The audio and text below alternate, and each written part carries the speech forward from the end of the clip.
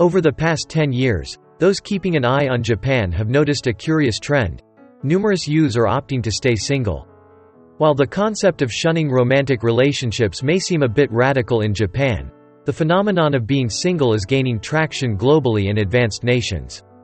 According to a recent Pew study, the proportion of Americans under 25 who have never married is at an all-time high since records began. Despite this, it appears that kissing hasn't fallen out of favor, as media outlets in both the UK and the US reference studies indicating that by age 15, over 70% of adolescents have experienced their first kiss. However, a study by an American anthropologist reveals that romantic kissing is only prevalent in 46% of the world's cultures. The manner in which we kiss also varies, which is the subject we'll delve into in this installment of Infographics World, titled, How Do Other Countries Kiss? Remember to subscribe and hit the bell icon to join our notification squad. Kissing serves various purposes, including as a sign of devotion when kissing a sacred item, a form of greeting, or a gesture of reverence. In today's discussion, we'll concentrate on the romantic and tender aspects of kissing. Such kissing has a long history, with some anthropologists suggesting it originated from kiss feeding, mothers transferring food to their infants orally, while others believe the behavior is purely instinctive.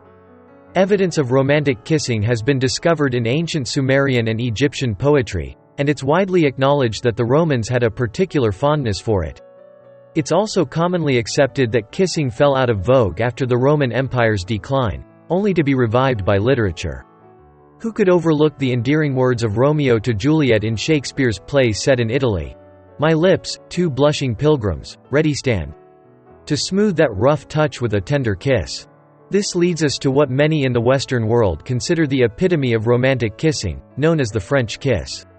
This type of kiss, more intimate than a simple peck with closed lips, involves an open mouth and interlocking tongues.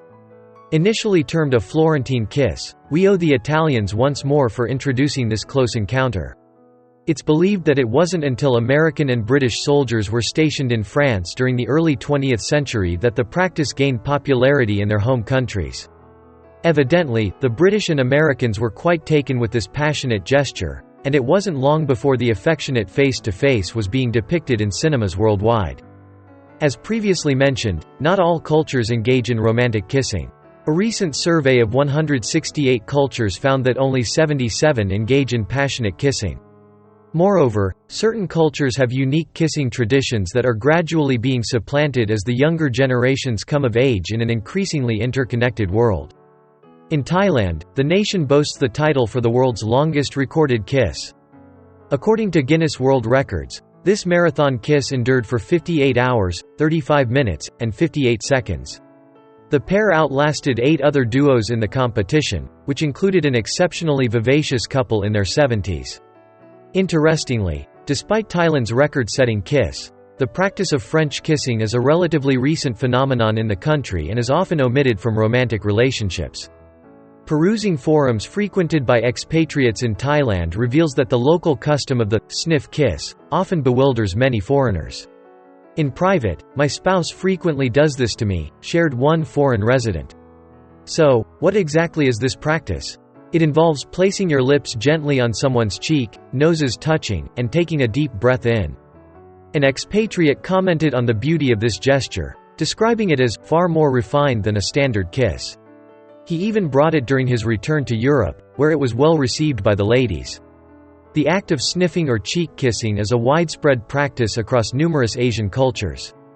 Historically, anthropologist Paul Denjoy observed in 1897 that some Asian societies he studied considered lip-to-lip kissing akin to cannibalism.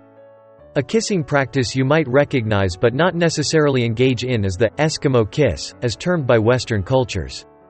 This traditional Inuit greeting involves a gentle pressing of noses between two individuals. Arctic explorers coined the term, Eskimo kiss, upon observing Inuit individuals engaging in this nose-rubbing greeting. This gesture of affection is also found in the Maori culture of New Zealand, as well as regions of Bengal and Timor. The Inuit likely developed this form of kissing as a means of expressing affection without exposing any skin in the frigid climate, with the nose being one of the few exposed areas. The Maori have a similar tradition called the hongi, which includes the touching of both noses and foreheads.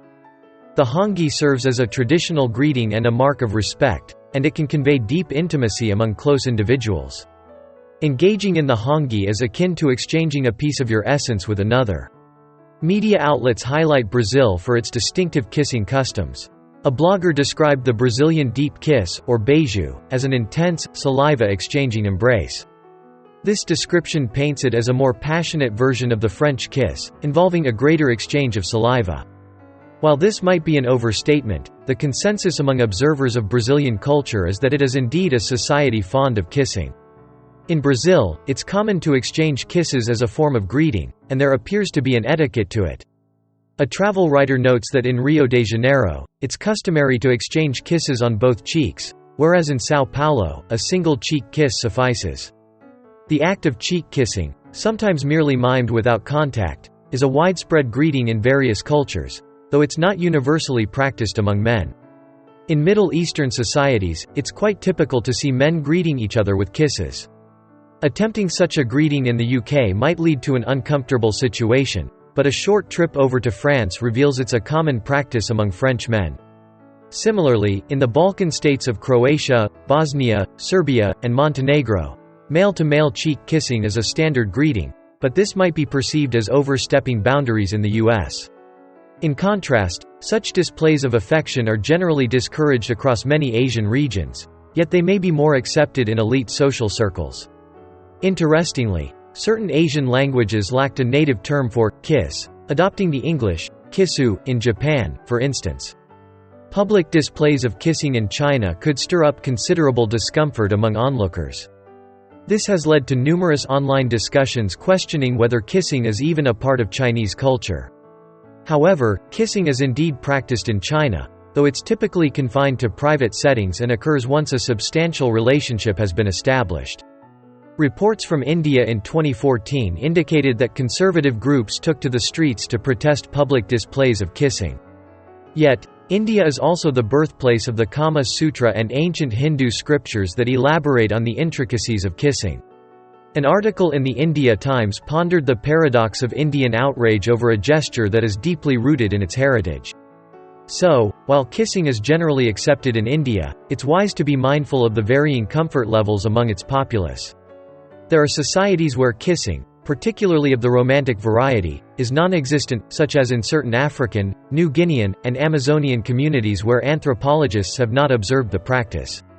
Many nomadic and hunter-gatherer groups, including African and Asian tribes, also do not engage in kissing, though they may have other expressions of affection. One study describes the oceanic kiss as an intimate gesture that involves no physical contact, merely the passing of breath between two open mouths.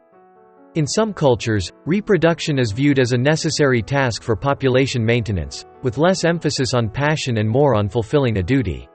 So, I'm curious about the customs surrounding kissing in your region. If there are unique kissing traditions in your area that we haven't covered, feel free to share them in the comments. Thank you for tuning in, and remember to like, share, and subscribe for more content. Until next time.